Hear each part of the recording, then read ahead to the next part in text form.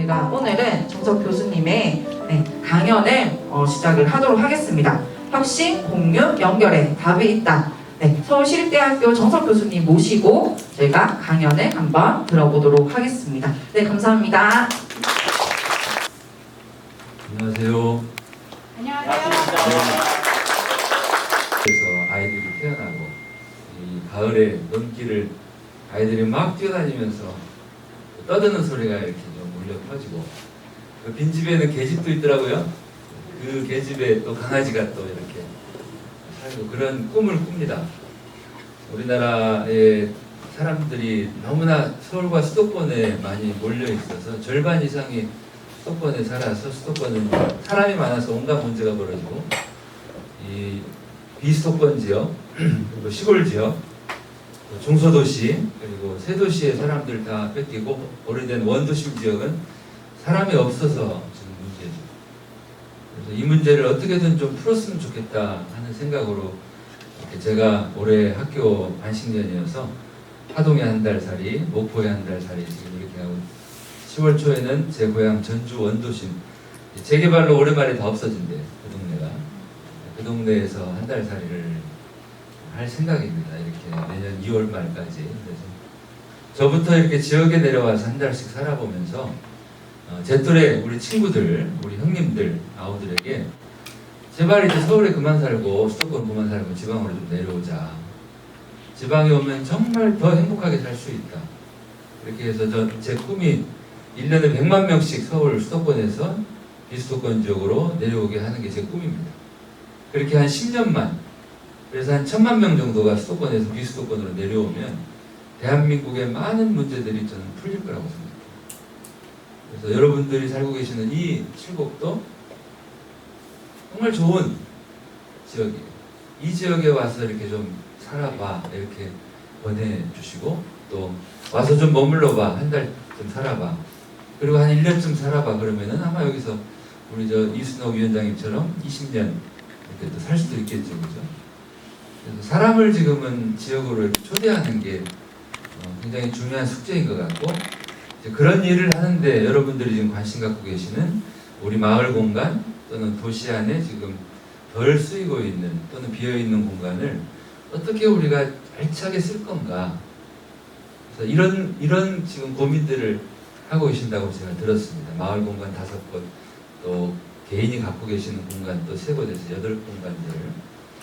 결국은 공간을 잘 활용하고 그 공간에 사람을 담고 사람들의 활동을 담고 하는 게 우리 도시를, 우리 마을을 더 이렇게 힘있게 생동감 넘치게 하는 일이라고 생각합니다. 그래서 오늘 제가 우리나라 이야기라든지 다른 나라 이야기까지 해서 소개를 해드리려고 하겠습니다. 아예 불을 다 꺼버릴까요? 화면이 잘 보이게. 네, 조금 더 잘 보이시죠? 네. 우리가 살아가는 삼터의 문제들 지금 가장 큰 문제는 코로나입니다. 그죠? 작년부터 올해까지 그냥 살 수가 없어요. 특히 이 자영업자들 또 이렇게 사람들을 늘 만나면서 이렇게 먹고 사는 일을 하는 분들은 정말 힘들어합니다. 여기 장구를 보니까 갑자기 장구를 치고 싶어지는데 제가 이제 음악을 좋아합니다. 그래서 어려서 이렇게 기타도 배우고 그 다음에 장구도 좀 배웠어요. 50살 먹었을 때. 그래서 장구를 좀 요즘 안 친 지 오래됐는데 그리고 작년부터는 또 트럼펫을 배운 지 이제 1년 돼갑니다. 제가 트럼펫 배우는 우리 선생님이 정말 트럼펫을 잘 부시는데 이분은 고등학교 때 밴드부하고 군대 가서는 군악대하고 제대하고 나서는 반주해주는 거죠. 오블리라고 하죠. 근데 요즘에 그 일거리가 다 끊어졌어요. 그래서 그냥 대리기사를 하셔 밤에. 그분을 지난번 목포에 모셔가지고 목포에서 도착한 날에 점심 먹었던 식당에서 트럼펫을 부니까 식당 사장님이 너무 좋아하셔요. 또 해상 케이블카 저 고화 섬 옥상에서 또 트럼펫을 불고 이 목포의 저 오래된 동네 서산동 보리마당이라고 하는 데가 트럼펫을 불고 사람들이 너무 좋아하는 거예요. 그래서 그렇게 좋은 공간에다가 우리가 음악 같은 걸 이렇게 담을 수도 있죠, 그죠? 근데 코로나 때문에 지금 사람들이 너무 이렇게 힘들게 살고 있는데 도대체 왜 코로나는 이렇게 전 세계 사람들을 힘들게 할까? 이 제레미 리프킨이라고 하는 미래학자는 코로나가 발생한 원인을 기후위기로 이렇게 지적을 합니다. 기후위기는 결국 사람들이 우리 지구를 너무 함부로 썼기 때문이에요. 이 지구상에 이 야생 상태, 원시림 같은 게 많이 있을 때는 지구가 건강했는데 자꾸 그것들을 다 사람들이 개발한다고 파헤치고, 그 다음에 옛날에는 이 물순환, 비가 오면 비가 땅에 스며들어서 땅속으로도 또 물이 흐르고 이게 흘러서 바다로 가고 다시 또 비가 오고 이렇게 물이 자연스럽게 순환하면서 우리 지구가 건강을 유지했는데, 지금은 온 도시들 전부 아스팔트로 다 포장을 하니까 물이 스며들지를 못하고, 터널 뚫고 또 지하철 판다고 지하를 다 개발하니까 땅속에 물 순환 체계가 깨져버렸다는 거예요. 그러니까 자연이 가지고 있는 본래의 이런 순환과 어떤 회복력들이 지금 심각하게 깨져서 이 일이 벌어졌다. 야생을 너무나 많이 침범을 하니까 그 야생 상태로 잘 살던 동물, 식물, 심지어는 미생물들조차 견디지 못하고 지금 대이주를 시작해서 지금 이 난리가 났다. 이렇게 진단을 합니다. 옛날에 이 노래 기억하세요? 깊은 산 오솔길여 자그마한 연못에, 그죠? 양희은 씨가 불렀던 계속 불러주세요. 너무 좋다. 지금은 더러운 물, 같이 부를까요 그럼? 보이고 아무것도 살지 않지만 먼 옛날 이 연못엔 예쁜 붕어 2마리 살고 있었다고 전해지지요. 깊은 산 작은 연못 어느 맑은 여름날 연못 속에 붕어 2마리 서로 싸워 한 마리는 물 위에 떠오르고 그 농산에 썩어 들어가 물도 따라 썩어 들어가 연못 속에선 아무것도 살 수 없게 되었죠. 이런 노래예요. 그러니까 연못에 살던 붕어가 서로 싸워서 나는 이겼어요. 나는 굉장히 이겼거든요. 그런데 나한테 진 놈이 죽었어요. 그놈 살이 썩어버리니까 결국은 경쟁에서 이긴 나도 살 수 없게 되었다. 연못만 그런 게 아니라 우리 세상이 어쩌면 다르지 않을까. 이기고 지는 문제가 아니라 우리 지구가 아프면 우리 모두 공멸할 거야. 지금 이 기후위기, 탄소 위기는 앞으로 이 지구의 온도가 0.5도만 더 올라가면 이제는 회복할 수 없을 지경에. 그래서 우리나라도 지금 2050년까지 탄소를 전혀 배출 안 하겠다고 하는데, 그러려면 정말 각고의 노력을 해야 되는데 변화가 느껴지지 않아요. 이 유럽연합이나 이런 외국에서는 정말 뼈아픈 뼈를 깎는 노력을 지금 합니다. 우리가 할 수 있는 가장 좋은 거, 자동차 이용 줄이는 거. 탄소 배출을 안 하려면 자주 걷고 대중교통 타고 자전거 타고, 그 다음에 저도 열심히 실천합니다만 이렇게 손수건 갖고 다녀요. 우리가 알게 모르게 화장실과 식당에서 종이들을 많이 씁니다. 냅킨도 엄청나게 많이 써요. 그렇지만 손수건을 가지고 다니면서 이렇게 입을 닦고 하면 훨씬 줄일 수 있고, 욕식을 줄이는 것도 탄소 배출 줄이는 게 굉장히 큰 기여라고 합니다. 플라스틱 덜 쓰고. 그래서 그렇게 각고의 노력을 해야 되는데 그렇지 못하다는 거죠. 우리가 살고 있는 도시도 한번 보면 이렇게 자동차 대중화 시대를 맞아서 너도 차 나도 차 다 함께 차차차 이러다가 이제 온 도시가 이렇게 막 난리가 나는 거죠. 서울에 제가 살았던 이 신혼 때 살았던 99년 서울 잠실에 이 네 사거리가 있는데, 여기 지하철역이 개통이 되면서 이쪽 방에 횡단보도를 지워버립니다. 왜 지우냐면 도로교통법이 계속 있어요. 지하도하고 횡단보도를 같이 두지 마라. 자, 그러면은 여기가 생활시장, 여기 이제 장도 봐야 되고 병원도 있고 은행도 있고, 제가 살았던 2단지 여기입니다. 여기는 3단지, 그리고 이쪽은 1단지. 자, 2단지에 살던 아이 엄마가 유아차에 아이를 태우고 횡단보도에 서 있습니다. 이 지하도를 건너가려면 이 유아차를 접고 아이를 팔에 안고, 그때는 에스컬레이터, 엘리베이터도 없을 때예요. 그러니까 힘드니까 이러고 있다가 자동차 신호가 떨어지면은 횡단보도 없는 찾기를 건너서 이렇게 갑니다. 그런 식으로. 마치 경찰이 있었다면 뭐라고 했겠어요? 무단횡단했다라고 그냥 단속을 했을 거예요. 이 도로교통법에 대해서 200m 이내에는 6km 지하도 횡단보도를 같이 설치하지 말고, 이 도로교통법에서는 누구를 지금 왕으로 모시는 거예요? 자동차. 사람은 그냥 완전히 아무것도 아닌 것처럼. 자, 그 옆에 있는 횡단보도에 지금 할머니가 걸어오시죠. 아직은 초록색 불인데 할머니가 중간쯤 오니까 빨간색으로 바뀝니다. 왜냐하면 길이 굉장히 넓습니다. 그리고 보행자 신호는 짧게 줍니다. 길을 채 건너기도 전에 차들은 막 빵빵빵빵 하면서 사람을 밀어붙이면서 가죠. 이게 우리의 현실입니다. 학교 앞에 가보면은 이 주차한 차들과 그 다음에 그 사이를 빗고 다니는 이 차들 사이로 아이들은 정말 위험천만하게 등하교를 합니다. 일본은 자동차 대중화 시대를 막기 전에 차고지 증명제를 도입했어요. 자동차는 개인의 물건이기 때문에 차를 사서 타고 다니려면 차고가 있는지를 증명을 해라. 우리 집에 주차장이 있다 그러면 할 수 있게 하고, 주차장이 없으면 공용 주차장에 내가 한 칸을 임대해서 내가 쓰겠다, 이런 증명을 해야만 차를 살 수 있게 한 거예요. 우리나라도 자동차를 막 이게 사람들이 사서 타기 시작할 때 차고지 증명제 도입하자라고 시민단체들이 열심히 얘기했지만 자동차 회사들 로비 때문에 결국 도입을 못합니다. 그리고 일단 차를 다 판 거예요. 그러니까 차들을 다 갖고 있는데 차를 줄 데가 없으니까 어떻게 했습니까? 우리 모두가 써야 할 도로를 주차장으로 만든 거예요. 거주자 우선 주차장 만든 거예요. 그러니까 도로를 차한테 다 뺏기고 사람들은 힘겹게 걸어갑니다. 시골 지역에 오면은 도대체 도로를 만들면서 차도는 만들고 보도는 안 만듭니다. 그러니 우리 어르신들, 아이들이 시골에서는 정말 위험천만하게 이 도로를 걸어야 하는 이 사람이 도지사가 돼서 가장 먼저 했던 게 도로 방정식을 바꿔버립니다. 세상에 사람 낳고 차 낳지 어떻게 차 나고 사람 낳냐? 도로 방정식이 뭐냐면 도로 빼기 차도는 보도. 차도를 먼저 만들고 나머지로 보도를 만든다.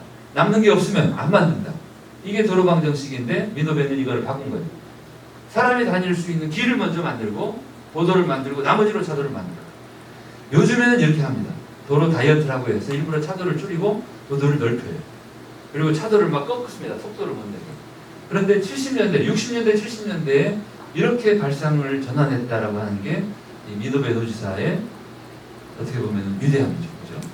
이렇게 세계 도시들이 이 주인을 바꾸는 일, 이게 바로 도시 혁신이죠.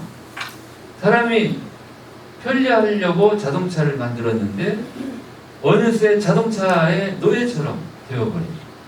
교통사고로 수많은 인명피해를 주고 자동차가 내뿜는 매연, 소음, 그리고 온 우리 도시 공간들을 대부분 차 한 대 내주고 사람들은 그냥 옹색한 보도로 다니고, 그리고 이 차들이 배출하는 탄소, 이 배기가스가 지구를 점점 힘들게 합니다. 자가용을 타면 이만한 사람들이 다니는데 이만한 공간이 필요합니다. 버스를 타면 요만큼이면 돼요. 그죠? 자전거는 요만큼이면 돼요. 그러니까 우리가 이 도시 공간을 어떻게 공정하게 배분할 건가도 고민해 볼 일이다 하는 거죠. 유럽연합 15개 나라들이 지난 30년 동안 1990년부터 2017년 27년 동안 탄소를 줄이기 위해서 엄청나게 노력을 했대요. 그 결과 평균적으로 25% 이상 탄소를 줄입니다. 예를 들어서 산업 분야에서는 35% 가까이 줄였고, 전력, 전기 생산하는 분야에서는 30% 가까이, 그리고 건설 분야에서도 25% 정도 줄였고, 농업 분야에서도 20% 가까이 줄인 거죠. 그런데 유럽연합 국가들이 줄이지 못하고 오히려 더 늘었던 건 뭐예요? 트랜스포트, 교통 분야. 그래서 유럽연합은 이제는 교통 분야의 탄소 배출을 줄여야 됩니다. 정답은 뭐겠어요? 자가용을 타고 대중교통과 자전거, 그리고 걷기, 보행으로 도시 활동을 하도록 근본적으로 바꾸고 있는 거죠. 그래서 지금 우리가 해야 될 굉장히 중요한 일, 아마 우리 7곡 지역도 다르지 않을 거예요. 이 자동차 이용을 줄이고 대자보, 대중교통과 자전거와 보행 중심으로 우리가 생활을 하고 또 관광도 하고 도시 활동도 할 수 있도록 도시를 근본적으로 바꿔야 합니다. 그렇게 하기 위해서는 보행 3불, 걸으면 불안하고 걸으면 불편하고 걸어와야 하나도 남는 게 없는 불리한 도시를 보행 3편 도시로, 걸으면 걸을수록 편안하고 편리하고 걸으면 더 이익이 되는, 나에게 정신적으로 또는 육체적으로 또는 경제적으로도 그렇게 도시를 바꾸어가야 한다 하는 거죠. 왜 이런 걷는 도시를 우리가 만들어야 되는가? 교통사고도 줄이고 탄소 배출도 줄이고 소음 오염도 줄이고 우리 길거리를 더 활력 있게 하고 매력 있는 도시를. 우리 외관 읍내도 보니까 외관 시장에도 평일날은 차가 다니고 그래서 그 차들이 물건을 싣고 나르고 할 때 필요하니까 그 시간대만 차가 들어가게 하고 보통 낮 시간대는 차량을 좀 막아요. 그 거리에 걷는 사람들과 자전거를 이렇게 사람들이 많아요. 유럽에서도 처음에 이렇게 차를 통행을 규제하면 상인들이 다 반발을 했는데 결과적으로는 차량을 규제를 하면 사람들이 더 많이 그 거리를 오고 가서 매출이 올라가요. 그러니까 이런 과정을 거치는 거죠. 그래서 한 번에 바꾸기 어려우면 주말만이라도 이렇게 실험을 해서 도로에 차가 없으니까 이렇게 좋구나 하는 것들을 더 많은 분들이 느끼게 해주자는 거죠. 우리 도시나 마을의 안전도 굉장히 중요합니다. 어디가 안전할까? 옛날에 미국에서 이런 실험을 합니다. 아파트 단지예요. 이 크리스마스가 다가올 때 이 크리스마스 트리를 3개를 설치했는데 하나는 아파트 단지 안에 보행 전용 도로에 차가 다니지 않는 거기에 설치를 했고 나머지 2개는 아파트 단지 바깥에 큰 길가에 설치했대요. 그런데 크리스마스 트리를 설치하고 하루 이틀 지나니까 이 보행 전용 도로에 설치한 트리에서는 이런 장신구들이 하나씩 둘씩 사라졌어요. 한 일주일쯤 지나니까 아예 트리가 사라져 버렸어요. 그런데 큰 길가에 설치한 크리스마스 트리는 누가 손 하나 못 대요. 왜 그랬을까? 보행자 전용 도로는 자동차가 다니지 않으니까 어떻게 보면 안전한 것처럼 생각할 수 있지만 밤이 되면 인적이 끊기고 지켜보는 눈길이 여기 닿지 않으니까 어떻게 하겠어요? 누군가가 와서 슬쩍 해도 된다는 거예요. 그런데 큰 길가는 어때요? 사람들이 맨날 오고 가고 길가 건물에서 다 내려다 보고 있으니까 슬쩍 할 생각을 아예 안 하는 거죠. 어디가 더 안전한 곳이냐 하는 거예요. 이 단독주택 동네에 담장을 허물고 나면 담장이 있던 동네보다도 이 절도 피해가 준다는 거예요. 담을 허물면 사방이 다 들여다 보이니까. 그래서 어떤 게 안전한 건지도 우리가 다시 생각해보죠. 요즘의 아파트 단지는 옛날 아파트하고 다르게 짓습니다. 단지 입구에서부터 전부 지하 주차장으로 차는 지하에 집어넣고 이 지상에는 차가 잘 안 다니는 거죠. 비상차만 다니는.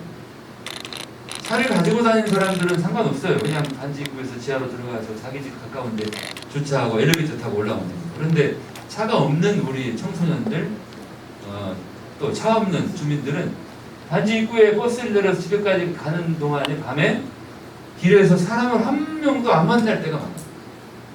결국은 인적이 끊긴 공간을 만든 거죠. 그러니까 차로부터 안전하게 하기 위해서 차하고 사람의 동선을 분리한 게 지상부가 어쩌면 더 안전하지 않은 것처럼. 그래서 우리가 지금 만드는 도시가 이런 아파트 단지가 정말 우리에게 좋은 건지 생각해보자 하는 거죠. 우리나라의 많은 동네에 골목길들이 사라지고 있습니다. 몇 년 전에 굉장히 저도 열심히 봤던 응답하라 1988 보면 쌍문동에 이런 골목이 있죠. 그죠? 여기 사는 사람들이 한 가족처럼 지내요. 왜? 이 골목을 지나야만 집에 갈 수 있습니다. 이 집하고 이 집하고는 딱 붙어 있지만 사실은 입구는 여기는 여기로 가고 여기는 여기로 갑니다. 그러니까 이 집은 이 집보다 이 집이 더 가까운 거죠. 한 골목을 쓰는 사람들이. 이 골목이 바로 사람들의 만남을 만나게 해주고 또 공유하게 해주는 공간 역할을 하죠. 아파트도 옛날에 보면은 이렇게 그 계단실형 아파트, 그 다음에 이렇게 복도형 아파트가 있어요. 어떤 아파트가 사람들이 이웃과 더 자주 만나겠어요? 복도형 아파트. 이 복도형 아파트는 이 복도가 마치 골목길 역할을 합니다. 아이들이 자전거도 여기다 넣고 오며가며 인사도 하고. 옛날에 골목 동네가 이렇게 재개발 재건축으로 이렇게 바뀝니다. 그런데 안타까운 것은 원래 여기에 살던 사람 가운데 재개발 재건축 아파트에 다시 들어가는 사람은 20%밖에 안 돼요. 대부분은 다 세입자들은 밀려나고 외지에서 사람들이 들어오죠. 골목 동네 일대에 우리는 어느 길이든지 제약 없이 다닐 수 있었어요. 사통팔달로 다녔는데 이게 아파트 단지가 되면 울타리를 치고 여기 사는 사람만 들어갈 수가 있어요. 그래서 우리는 먼 길을 또 돌아가야 됩니다. 어떻게 보면은 사통팔달 열린 동네가 이렇게 재건축이 되면 폐쇄된, 이걸 이제 영어로 이 gated community라고 합니다. 닫힌 공동체. 그래서 그 안에 사는 사람들은 자기들끼리 잘 지내지만 이런 닫힌 공동체가 도시 안에 많아지면 비유하자면 우리 몸에 암세포가 늘어나는 것과 비슷해요. 그러니까 꽉꽉 막혀 있는 자기들만의 문을 걸어 잠근 공동체가 늘어난다는 거죠. 재건축이 된 동네 뒷동네와 안 된 앞동네 사이에는 거대한 장벽이 쳐진다. 그 옹벽이 쳐지죠. 이 옹벽이 두 동네를 가로막는 장벽 역할을 해요. 우리 학생들이 이 두 이산 주민 헤어진 윗동네 아랫동네 주민들을 만나게 해주자 이런 그 졸업 설계를 했는데 그 아이디어는 바로 이 옹벽을 활용하는 거예요. 옹벽에다가 이렇게 수직 정원도 텃밭도 만들고 옹벽 공간을 열고 그래서 그 공간들을 서로 함께 쓰자 이런 아이디어를 낸 적이 있죠. 이렇게 여러 가지 문제들을 안고 있는 우리 도시를 그럼 어떻게 우리가 더 건강한 도시로 바꿀 건가? 그 정답은 크게 세 가지가 있다. 하나는 깨작깨작 바꾸는 개선이 아니라 도시를 근본적으로 바꾸는 과감한 혁신. 혁신의 혁자는 무슨 혁자죠? 가죽 혁자입니다. 혁신이란 말은 껍데기를 홀랑 느끼는 일이에요. 그만큼 아픔이 따를 수도 있어요. 이렇게 크게 바꾸는 일은. 그런데 우리 도시가 지금 많이 아프다면 이렇게 좀 과감한 혁신이 필요하다. 둘째는 공유입니다. 공유. 각자 도생, 각각 따로따로가 아니라 함께, 공간을 함께 쓰는. 여러분들이 지금 고민하시는 부분이 바로 이거죠. 우리 공간을 어떻게 공유해서 더 잘 쓸 건가, 더 재미나게, 그리고 돈도 되게. 이런 것들이 지금 전 세계의 흐름이다. 세 번째는 연결입니다. 연결. 처녀와 총각을 연결해 주는 게 누구예요? 중매쟁이. 그죠? 요즘에 중매쟁이들이 다 사라져 버렸어요. 사실 우리 처녀 총각들이 연애도 결혼도 잘 안 해요. 옛날에는 중매쟁이들이 참 열심히 활약을 해가지고 근데 정말 좋은 총각들, 정말 좋은 처녀들 둘 다 좋은 사람 만나서 연애도 하고 결혼도 하고 싶어 하는데 만날 기회가 없어서 또는 연결해주는 사람이 없어서 만나지 못한 채 각각 따로 할 수도 있다. 사람만 그런 게 아니라 공간도 그래요. 누군가는 공간이 절절하게 필요해요. 그런데 서방을 둘러보면 무심하게 비어있는 공간들이 얼마나 많습니까? 그죠? 시골에 가면 빈집이 정말 많은데 정작 시골에 내려가서 일하려고 집을 구하는 청년들은 집을 못 구해서 안다니. 그래서 어떻게 우리가 연결을 통해서 이 문제를 풀 건가? 이 도시 혁신은 세계 여러 나라 도시들 얘기를 좀 하겠습니다. 브라질의 꾸리치바라고 하는 도시가 있는데 브라질의 뭐 리우라든지 상파울로라든지 브라질리아 이런 도시에 비한다면 별로 알려지지 않았던 이 꾸리치바를 전 세계 시민들이 가장 존경하는 생태 도시, 세계 최고 수준의 가장 우수한 도시 이렇게 지금 평을 받게 만든 분이 바로 이분입니다. 이 자이메 레르네르라고 하는 이 꾸리치바 전 시장님은 시장을 3번씩 하고 주지사도 2번 하고 이분이 도시 문제를 푸는 3가지 방법으로 침술, 공동책임 그리고 디자인을 얘기를 합니다. 흔히 도시 문제를 풀려면 엄청난 돈을 들여서 수술을 하듯이 크게 바꿔야 된다 이렇게 생각하는데 아니다. 침을 놓듯이 적은 비용으로 작은 변화로도 도시를 근본적으로 바꿀 수 있다. 이게 침술이고 공동책임도 중요합니다. 꾸리치바가 이 전 세계 국가 도시들에게 보여줬던 아주 멋진 도시 문제 해법이 바로 BRT입니다. BRT. 우리가 간선 급행버스라고 부르는데 꾸리치바는 이 BRT를 땅 위의 지하철이라고 불러요. 땅 위로 다니는 지하철. 이 BRT를 전 세계 최초로 꾸리치바가 개발해서 운영한 게 1974년. 70년 됩니다. 굉장히 빠른 시기. 그 당시에 BRT를 운영하는 나라는 세계 어디에도 없었어요. 꾸리치바는 왜 BRT를 개발했을까? 지하철은 돈이 너무 많이 들어요. 땅을 파야 됩니다. 그렇다면 지하철보다 훨씬 돈이 덜 들고 지하철에 버금가는 성능을 발휘하는 대중교통을 만들면 될 거 아니냐. 이게 꾸리치바의 아이디어예요. 그럼 어떻게 하면 돼요? 지하철을 땅 위에다가 구현한 겁니다. 버스를 2대 세대를 연결해요. 그 당시 세계에 이런 연결된 굴절버스가 아예 없었어요. 그래서 꾸리치바는 스위스 볼보라고 하는 자동차 회사한테 굴절버스 너희들 만들 수 있겠냐 그러니까 당근이지. 그래 그럼 너희들이 우리 이 BRT 버스를 담당해서 해라 이렇게. 그래서 굴절 버스를 만들고 버스가 막히지 않고 가게 하기 위해서 전용차를 만들고 그 다음에 버스 정류장을 마치 지하철 승강장처럼 만듭니다. 이렇게 원통형으로 하고 정류장에 들어갈 때 요금을 내게 합니다. 우리나라에서 이런 지금 승강장 정류장을 운영하는 BRT가 하나도 없어요. 서울도 못하고 있고 세종시도 못하고 있고. 근데 꾸리치바는 70년대부터 이런 시스템을 도입을 한 거예요. 굉장히 머리가 좋은 거죠. 우리는 버스를 타면서 카드를 찍느라고 막 에러가 나기도 하고 또 저 버스에 문이 하나밖에 없는 버스도 많아요. 그러면 내릴 때까지 기다려야 돼요. 여기는 버스의 문이 5개예요. 5개가 착 열리면 지하철처럼 사람들이 촉 내리고 촉 타고. 그러니까 버스가 여기에서 서서 대기하는 공회전하는 시간도 확 줄이고 교통 문제도 풀고 환경 문제도 풀고 이런 아이디어. 이렇게 BRT를 만들어서 운영하면 지하철 건설비 얼마가 되냐면 20분의 1에서 50분의 1 더 줄이면 100분의 1. 얼마나 멋진 해법이에요. 지금은 전 세계가 이 BRT를 하고 있어요. 꾸리치바가 시작합니다. 이런 등대 모양의 조그만한 도서관을 가난한 서민들 동네마다 하나씩 지었어요. 가난한 동네 서민들이 이곳에 모여서 책도 읽고 서로 이웃들끼리 같이 공부도 하고 그러면서 내가 이 동네에 산다는 자부심을 갖게 하는 예산이 많이 드는 일이 아니에요. 그죠? 버려진 광산에 유리로 이렇게 오페라 극장을 짓습니다. 공동 책임 방정식 아까 말씀드렸는데 이거를 가장 멋지게 적용한 게 바로 쓰레기 분리수거. 꾸리치바는 전 세계 쓰레기 분리수거율 1위입니다. 근데 이 일을 어떻게 시작했냐면 어린이들한테 쓰레기 분리수거를 가르칩니다. 어른 시민들이 아니라.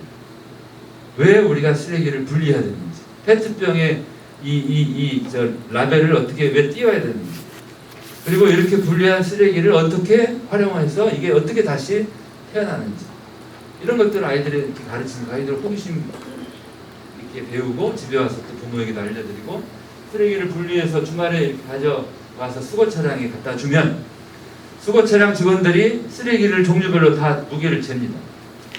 무게에 비례하는 만큼의 과일로 돌려줘요. 그러니까 쓰레기하고 과일하고 바꿔 먹는 거예요. 이걸 녹색 거래제라고 합니다. 그러니까 꾸리치바 시장이 지혜로운 거는 이런 거예요. 시민들한테 어떤 의무감, 책임감으로 분리수거 하시오 이게 아니라 쓰레기 분리수거하는 것이 신나는 놀이처럼 싱싱한 과일이 생기는 일이잖아요. 그죠? 이렇게 한 거죠. 이 콜롬비아 수도 보고타에 90년대 후반부터 2000년까지 시장을 했고 또 2016년부터 19년까지 또 보고타 시장을 2번을 했던 이 엘리케 페날로사라고 하는 이 시장님 아주 핸섬해요. 이분이 아마 콜롬비아의 대통령 선거에도 좀 나갈 가능성이 많은 것 같아요. 굉장히 인기 있는 이 엘리케 시장이 자동차 도시 보고타를 사람의 도시로 바꾸자라고 이 일을 시작하면서 시민들을 이렇게 설득을 합니다. 굉장히 우리 도시를 바꿀 때 설득이 중요합니다. 주민들, 시민들을 공감하게 하고 동의하게 해야 돼요.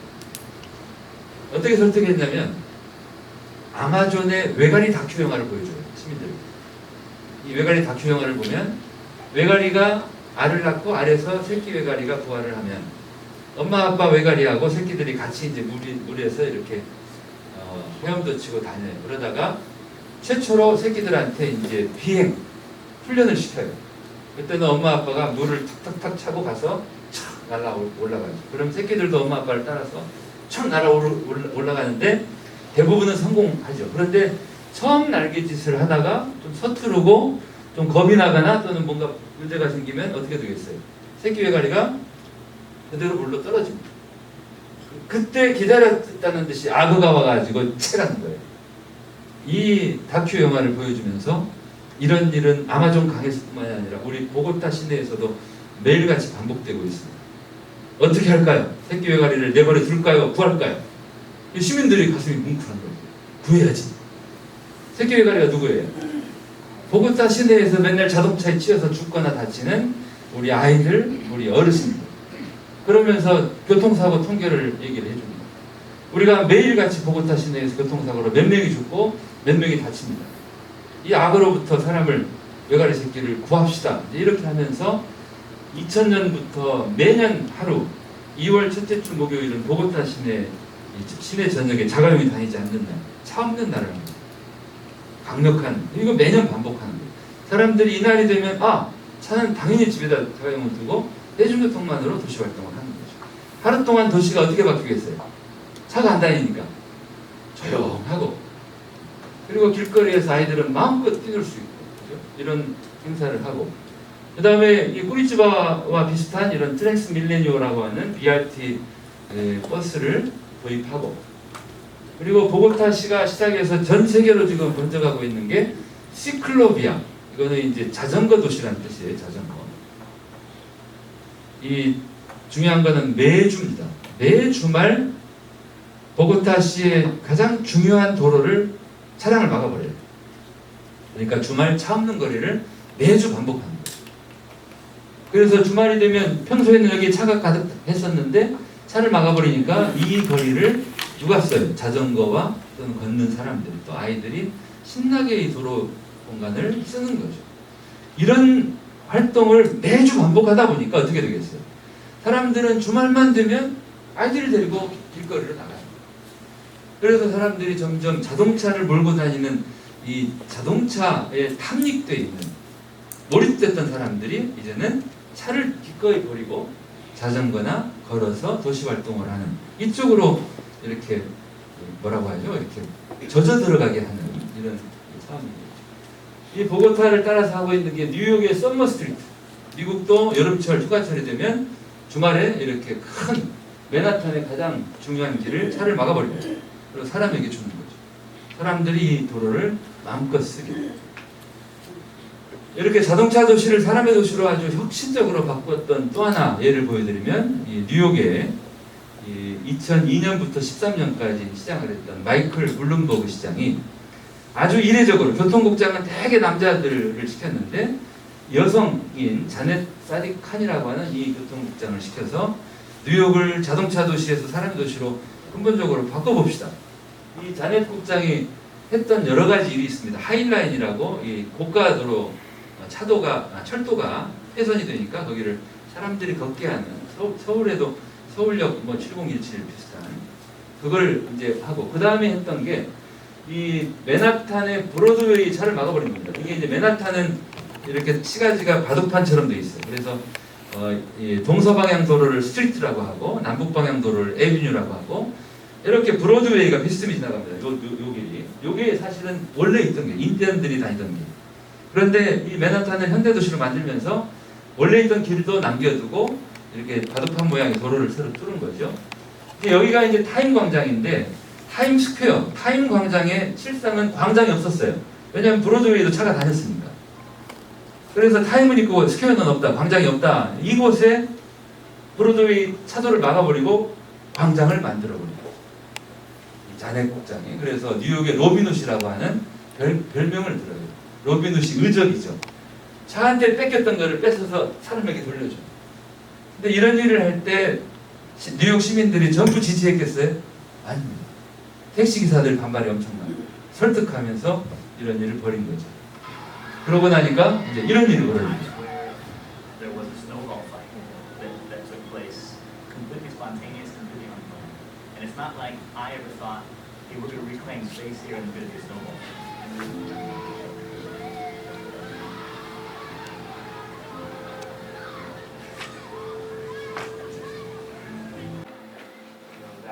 전혀 서로 모르던 사람들이 이 광장에 우연히 있다가 눈이 내려서 눈이 가득 쌓이니까 갑자기 두 패로 나뉘어서 눈싸움을 하는 거예요. 그러니까 우리가 도시 공간을 바꾸면 사람들의 마음도 이렇게 바뀔 수 있다는 거죠. 프랑스에서도 아주 놀라운 일을 이 베르트랑 들라누에라는 전 시장이 합니다. 센 강변에 차만 다니는 자동차 고속도로예요. 2002년 여름 한 달 동안 이 고속도로를 폐쇄하고 이렇게 바꿔버립니다. 강변 고속도로가 뭘로 바뀌었어요? 해변으로. 그래서 여기를 파리 플라조 해변이라고. 여름 한 달 동안 200만 명이 이곳을 이용합니다. 파리 시민 가운데 더 많은 사람들은 이태리, 나폴리로 어디 그리스, 산토리니 이렇게 휴가를 갔겠지만 가난한 시민들은 이곳에서 여름휴가를 보는 거예요. 우리나라 서울에서 이렇게 한번 했다고 상상을 해봐요. 정말 난리가 났을 거예요, 그죠? 근데 이렇게 합니다.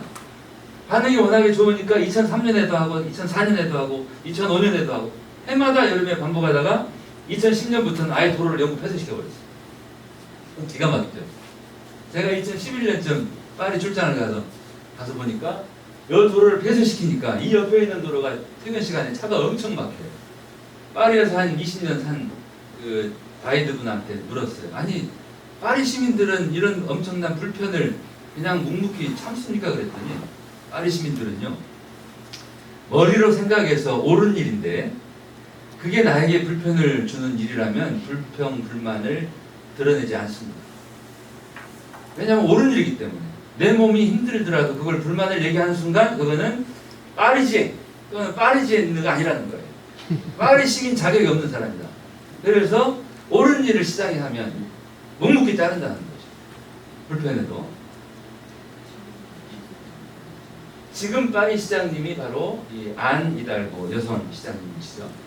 이분이 2014년부터 작년 20년까지 6년 임기 시장을 마쳤고 작년에 재선에 출마해서 성공했습니다. 그래서 이제 다시 6년 파리 시장을 더 할 거예요. 올해부터. 재선에 출마할 때 내건 공약이 파리를 위한 선언인데 이 선언의 핵심이 생태, 연대, 건강이에요. 그리고 제가 작년에 이분의 이 공약을 보고 깜짝 놀랐어요. 깜놀.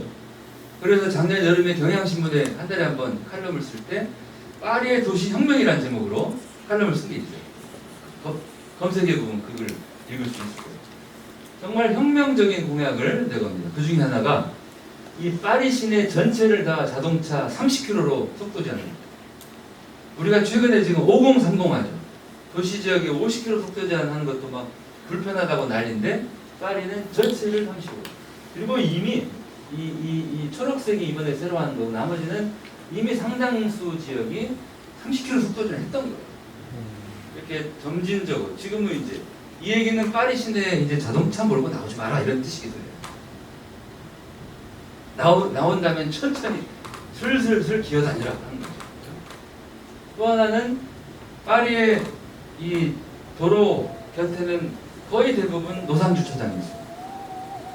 이 파리 시내 노상주차장의 72%, 4분의 3 정도를 이번 임기 중에 없애버리겠다. 그리고 그 주차장으로 썼던 공간을 뭘로 바꿔요? 보도로, 자전거 도로로, 그 다음에 녹지대로. 도시 공간을 정말 근본적으로 바꾸는 겁니다. 자동차에게 내주었던 공간을 이제는 사람에게 돌려주는데 깨작깨작 하는 게 아니라 어떻게 해요? 정말 과감하게 하는 거죠. 샹젤리제 거리가 파리의 가장 대표적인 거리죠. 샹젤리제 거리는 정말 이 차선이 엄청나게 많죠. 한 8차선에서 10차선 정도. 그런데 샹젤리제 거리를 이제 정원으로 바꾸겠다. 그래서 차도는 이렇게 왕복 한 2차로 정도씩만 주고 이 나머지 차에게 주어졌던 공간들을 전부 뭘로 바꾸는 거예요? 숲으로 사람들이 걸을 수 있는 길. 이게 샹젤리제 정원화입니다. 또 하나 놀라운 게 멜로폴리탄 프로젝트라는 거예요. 요게 이제 소위 파리의 메트로폴리탄 지하철 노선도입니다. 이 땅속에 지하철이 다니는 이 모든 도로 위에는 자전거 전용 도로를 만들어요. 그래서 굳이 이제 땅속으로 들어가서 지하철을 안 타고 지상으로 자전거를 타고 파리 곳곳을 다닐 수 있게 해주겠다. 이게 멜로폴리탄 2024년까지. 그래서 자전거로 어디든지 파리에서는 다닐 수 있게 하겠다 하는 게 멜로폴리탄입니다. 이 자전거 도로 전체 새로 만드는 이 노선이 총 170km입니다. 꽤 길어요. 근데 이런 자전거 도로를 건설하는데 드는 금액이 우리 돈으로 3,400억 원. 그런데 만약에 이 돈으로 파리에 지하철을 건설을 했다고 그러면 얼마? 2km. 노면전차, 트램을 건설한다면 7km. 그런데 자전거 도로는 얼마? 170km. 이만큼 비용의 차이가 나고 그 다음에 지하철이나 트램은 탄소를 배출하지만 자전거는 어때요? 탄소 배출을 안 합니다. 그죠? 방구를 붕붕 끼면 모를까? 그죠? 그래서 왜 파리가 이렇게 자전거에게 파격적으로 우대를 하는지 기후위기나 이런 거하고 연결돼서 그래서 프랑스는 이 안이달고 시장의 공약을 한마디로 줄이면 15분 도시예요. 15분 도시. 우리 집에서 직장까지, 우리 집에서 학교까지, 우리 집에서 성당, 교회, 절까지, 우리 집에서 쇼핑, 우리 집에서 친구 만나는 거, 영화, 극장, 걷거나 자전거로 15분 안에 다 해결하는 그런 도시를 만들겠다. 굳이 차를 타고 장거리 출퇴근 안 하게 합니다. 이게 지금 파리의 도시 혁명입니다. 이런 식으로 도시를 바꿔가고 있다. 요즘에 이 여성 시장님들이 아주 맹활약 중입니다. 유럽에. 아다 콜라우라고 하는 분이 2015년에 바르셀로나 시장에 당선이 되셨어요. 74년생, 저하고 띠동갑이에요. 젊으신 분. 이분이 시장에 취임하자마자 제일 먼저 한 게 신규 호텔 30개 건설하겠다는 것을 중지시킵니다. 관광도시 바르셀로나에 관광객이 계속 들이닥치니까 호텔이 필요하겠죠. 그런데 호텔 그만 지어라는 거예요. 이 말은 무슨 뜻일까요? 바르셀로나의 도시 정책을 관광객이 아니라 여기에 사는 시민들을 중심으로 하겠다. 정책을 대전환하겠다. 이 관광도시들은 관광 때문에 시민들이 굉장히 힘들어합니다. 서울의 북촌도 그렇고 뭐 통영의 저 동피랑 뭐 다 부산의 어디 감천. 근데 그거를 중심을 어디다 둘 거냐죠. 그래서 바르셀로나 이제는 우리 시민들을 더 우선시합니다. 관광객들이 불편하면 덜 와도 상관없다. 사는 사람이 중요하지. 다녀가는 사람들을 중시하지 않겠다. 이렇게. 그러면은 시의 재정을 초등학교 급식 또는 빈민가 정비, 공공임대주택 확대 또는 가스 수도요금을 오히려 인하해 주는 방식. 시정을 근본적으로 바꾼 거죠. 로마 시장님도 지금 여성 시장님, 비르티냐 라치. 이분은 변호사 출신인데 이 스페인과 이탈리아는 이 우리나라나 뭐 다른 나라들처럼 이렇게 되게 보수 정당 또 약간 진보 정당 이렇게 정권들이 오고 가고 하는데 정치가 자꾸 이제 부패합니다. 그리고 이제 기업이나 이런 데하고 이렇게 결탁해가지고 막 자기들끼리 해먹어요. 정권 교체를 해도.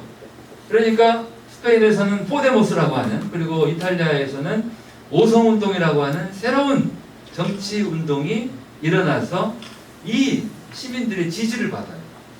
그래서 이 아까 그 바르셀로나 시장님이나 또는 파리의 시장님이나 이 비르지니아 라치 이런 로마 시장님들이 다 그렇게 시민들이 새롭게 참여하고 지지하는 이 정치 운동의 힘으로 지금 당선이 된 거죠. 이분이 변호사 그만두고 왜 정치에서 시장이 됐느냐? 로마에서 우리 아들을 이렇게 엉망인 데서 더는 살게 하고 싶지 않다. 세계에서 가장 유명한 관광도시지만 아이들이 자라기에는 엉망인 도시다. 그래서 시장에 당선되어서 대중교통, 쓰레기, 교육 그런 것들을 중점적으로 바꾸는 일을 하고 계시죠. 마지막으로 한 분 더, 세계에서 가장 훌륭한 시장님 중에 한 분입니다. 스페인의 폰테베드라라고 하는 작은 도시가 있습니다. 이 폰테베드라 도시는 1990년대 후반에 정말 자동차 때문에 엉망인 도시. 외신 기자들이 뭐라고 소개를 했냐면 자동차로 가득 찬 사막과 같은 도시다. 허구한 날 교통사고, 그리고 대기오염, 소음, 시민 인구가 6만 명인데 자동차가 근 3만 대. 그러니 뭐 할 말 다 했죠. 그렇게 도시가 정말 엉망이 될 때 의사였던 미구엘 로레스라는 분이 내가 이 도시 문제를 해결하겠다.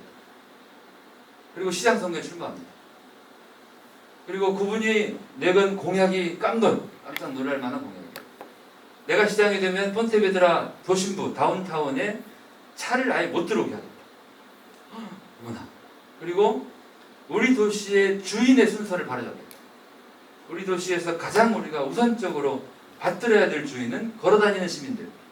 그 다음 두 번째 주인은 자전거 타는 시민들. 세 번째 주인은 대중교통 타는 시민들. 제일 꼬레비 시민이 자가용 타는 사람들이다. 그런데 지금 우리 도시는 완전히 뒤집혀 있다. 그래서 걷는 사람, 자전거 타는 사람, 대중교통 타는 사람들에게 더 우선권을 부여하겠다. 이런 공약을 내걸고 시장에 당선이 됩니다. 그리고 약속처럼 도심부 30평방키로에 자가용이 못 들어오게 막아버려요.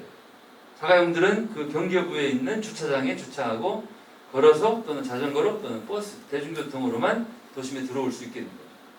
그리고 경기에서 도심까지 걸어도 한 15분, 20분밖에 안 돼요. 그러니까 충분히 도시 생활을 할 수 있는 거죠. 이렇게 도시가 바뀌고 나니까 교통량이 줄고 대기오염이 줄고 교통사고가 줄어서 드디어 2009년에는 교통사고 사망자가 0이 됩니다. 지금까지. 이 도시가 세계에서 가장 유명한 차 없는 도시로 알려지고 사람들이 와서 살고 싶어 하니까 6만 명 인구 도시에 12,000명이 전입을 합니다. 이 미구엘 로레스 시장님은 아직도 시장이에요. 몇 년을 해 드시는 거예요. 99년부터. 잘하시니까. 우리나라 전주에도 한번 오셨어요. 얼마 전에. 다음은 공유입니다. 공유. 이 사회주택이라는 게 있습니다. 우리나라에 지금 등장하고 있어요. 그러니까 공공주택은 정부나 공기업이 또는 지자체가 토지도 확보하고 주택도 지어서 뭐 분양하거나 임대하는 게 공공주택이에요. 사회주택은 정부나 지자체 또는 공기업이 토지를 사서 확보한 다음에 이 토지를 착한 기업에게 좋은 조건으로 장기간 빌려주는 거예요. 그러면은 이 착한 이 주택 건설 회사들은 토지를 사는데 돈이 들지 않죠. 그죠? 그러니까 좋은 집을 지어서 좋은 가격으로 임대주택 사업을 할 수 있는 거죠. 이게 이제 사회주택이어서 사회주택은 공공과 민간이 함께 협력해서 이 가난한 사람들을 위해서 집을 공급해 주는 거죠. 서울시가 SH를 통해서 삼선동에 있는 이런 다세대 주택을 통으로 삽니다. 그리고 이 땅과 건물을 민간에게 맡겨요. 이 민간에서는 여기를 잘 리모델링 해가지고 이 건물을 누구에게 주냐면 배우들에게 줍니다. 가난한 배우들이 여기에 살면서 연습도 하고 공연도 할 수 있도록 장기간 좋은 조건으로 이런 게 사회주택이죠. 이 사회주택 또는 협동조합형 아파트도 등장합니다. 지금 그 남양주 별내 위스테이가 좋은 예인데 우리는 보통 아파트는 그냥 각자 뭐 분양을 받거나 이렇게 하는데 처음부터 조합원들을 모아가지고 이분들이 함께 사는 아파트 사업을 하죠. 자, 이 경우에도 건설회사가 개입을 하는데 건설회사는 딱 건설비만 받고 떨어져요. 그래서 이 협동조합형 아파트가 이제 시간이 지나면 나중에 분양을 또 받게 되겠죠. 그때 이 가치가 올라간 것을 건설회사가 가치를 않습니다. 조합원들이 겁니다. 그래서 491세대가 작년 입주를 했고 보증금 1억 5천에 월 임대료가 40만 원씩 굉장히 좋죠.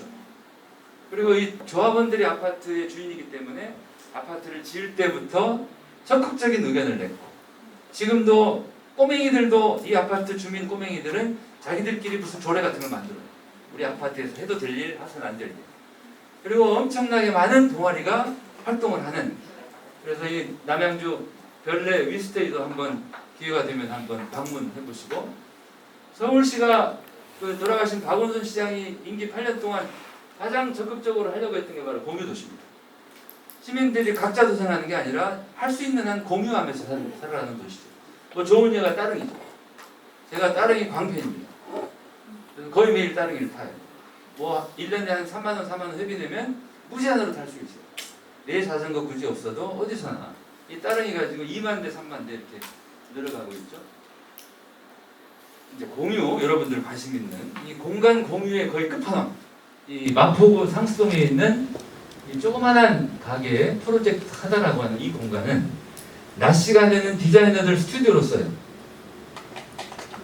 그리고 오후 한 서너 시 되면 술집, 밥집으로 변신을 합니다.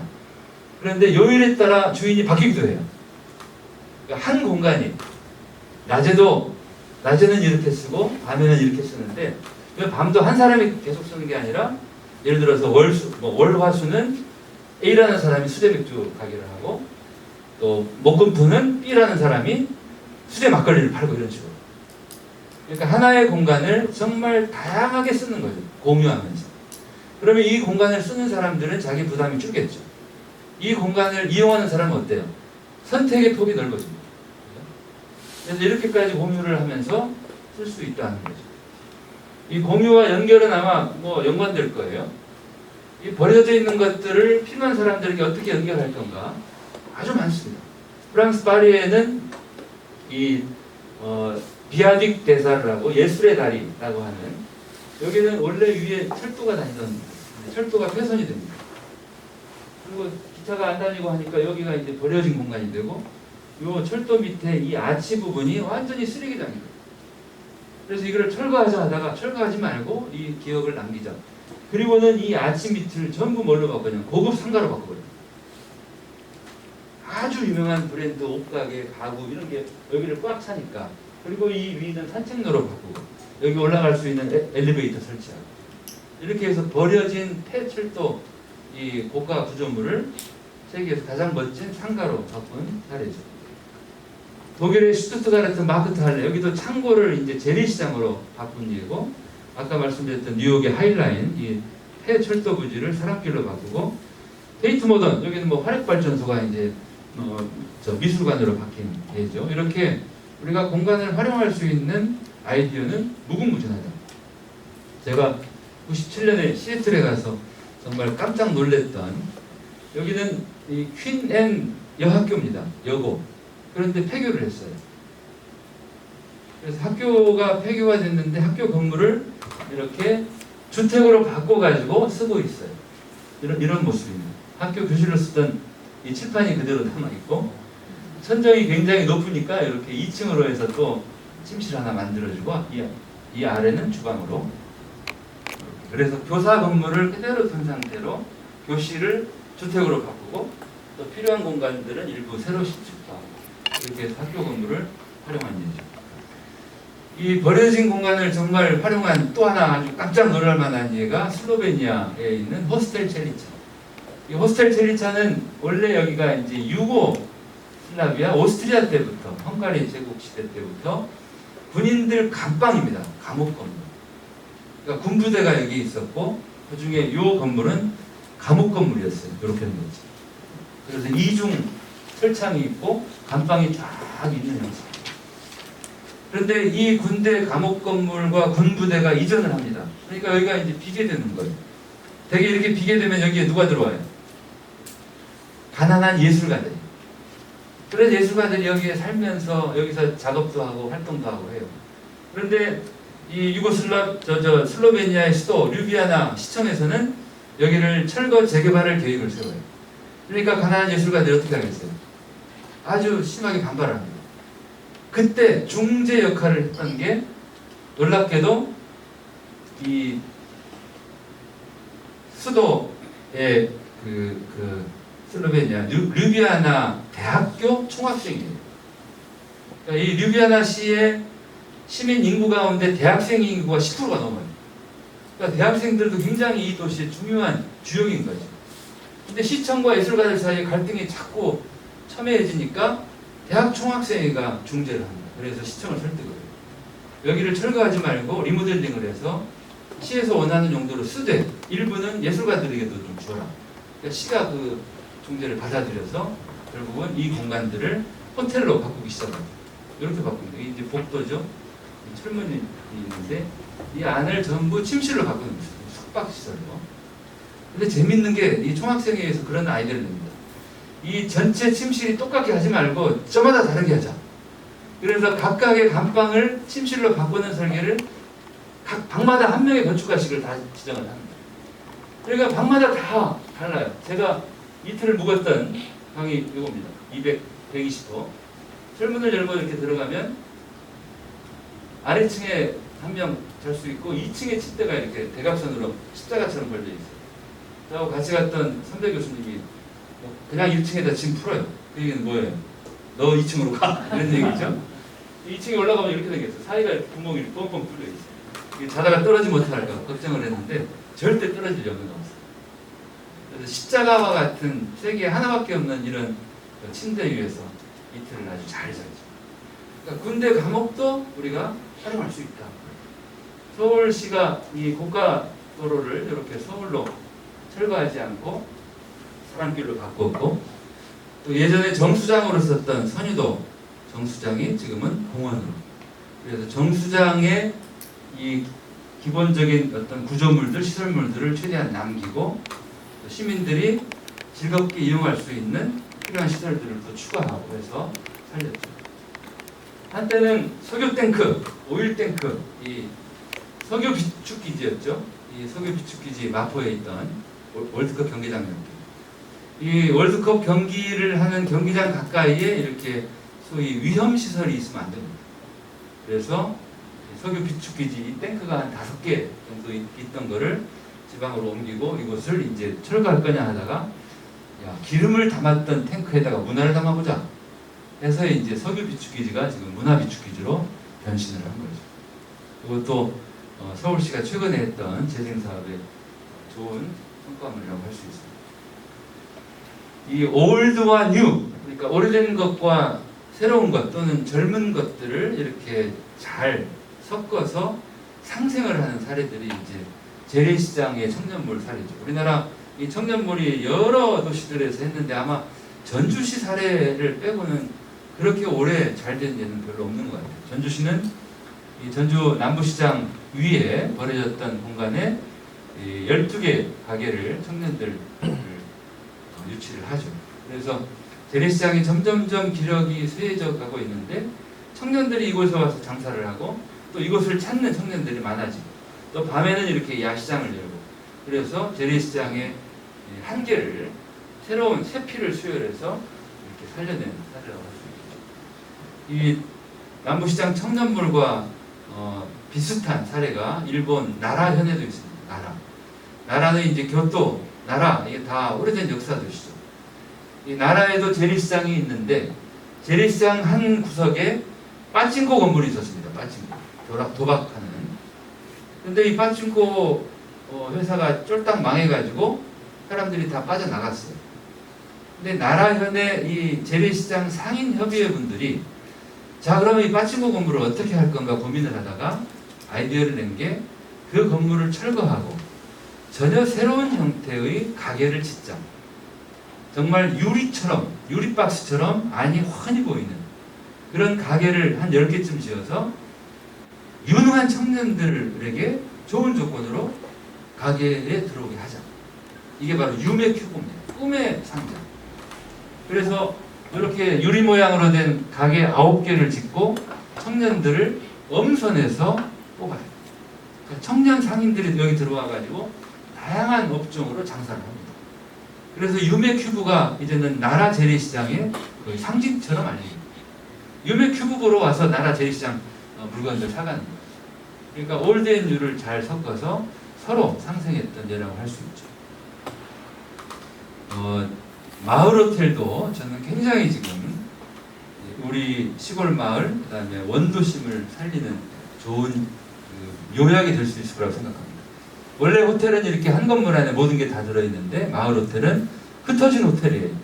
이 집에서 자고 이 집에서 아침 식사하고 이 집에서 커피 마시고 이 집에서 목욕하고 이 집에서 회의하고 이 집에서 재미있는 체험 활동하고 이게 마을 호텔입니다. 이 마을 호텔 시작은 한 100년 전쯤 이태리에서 시작했고 그다음에 일본 이 지방 도시들 재생 차원에서 마을 호텔이 많이 등장을 했고 우리나라에도 공주 대표적인 게 공주 이 제민천 원도심에 이 제민천 마을 스테이가 지금 엄청나게 이렇게 확대되어 가고 있어요. 참여하고 있는 사람들이 군산에도 있고 또 서울의 이 서촌에도 서촌 유희라고 하는 여기는 이제 스테이폴리오라고 하는 그 회사가 오래된 건물들을 임대하거나 사서 고쳐가지고 정말 이 서촌 유희에 있는 그 동그란 창이 있는 한옥 건물은 아주 그냥 인기짱이에요.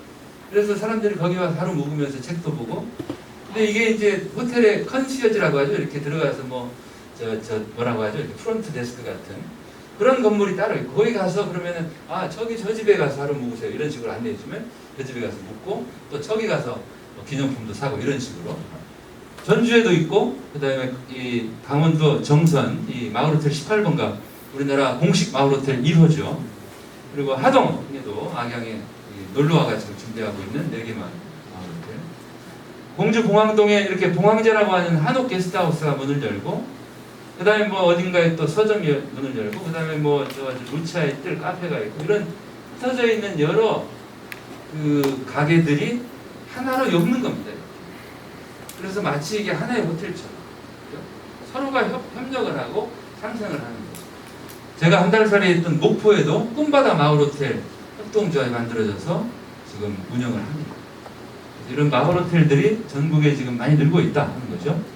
고안의 마을호텔 18번가 옛날 이 탄광촌 동네 그 길들 길가에 있는 비어있던 건물들을 잘 고쳐서 이렇게 예쁜 숙박 시설로 바꾸고 또 사진관으로 바꾸고 여기도 지금 뭐 예약하기가 어려울 정도로 인기죠.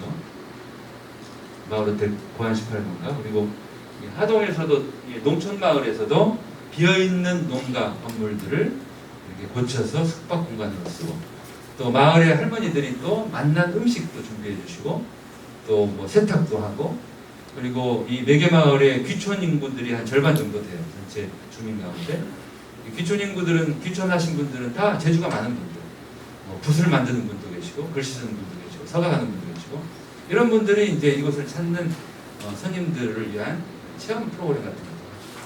마을 호텔이 하나 생기려면 호텔을 운영하는 기업이 필요합니다. 마을 기업이나 뭐 협동조합이나 그런 농어촌에 일자리가 생기겠죠. 그죠? 어르신들은 열심히 참여하면서 또 수익이 생기고 그죠? 시골 마을에 사람들이 와서 묵을 수 있는 공간이 생기니까 끊임없이 새로운 사람들이 이 마을을 다녀갑니다. 주민들은 자극을 받고 우리 마을을 예쁘게 가꾸려고 합니다. 그죠?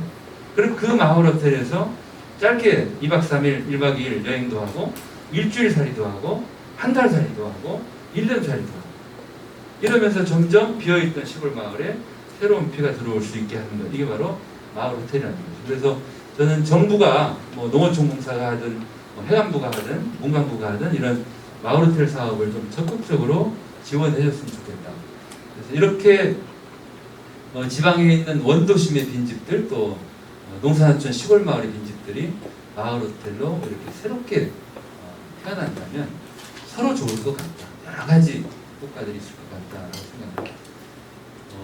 제가 준비한 내용은 여기까지 말씀 다 드렸고 남은 시간에는 이제 질의응답 시간인가요? 예. 질문해 주시면 또 대답해 드리도록 하겠습니다.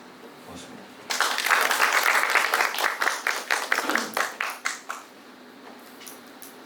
네, 감사합니다. 저희 거의 1시간 반 정도의 시간을 진짜 많은 사례들로 저희가 좀 통찰력, 인사이트를 얻을 수 있게 강연을 해준 저희 정석 교수님께 다시 한 번 더 큰 박수 부탁드리겠습니다.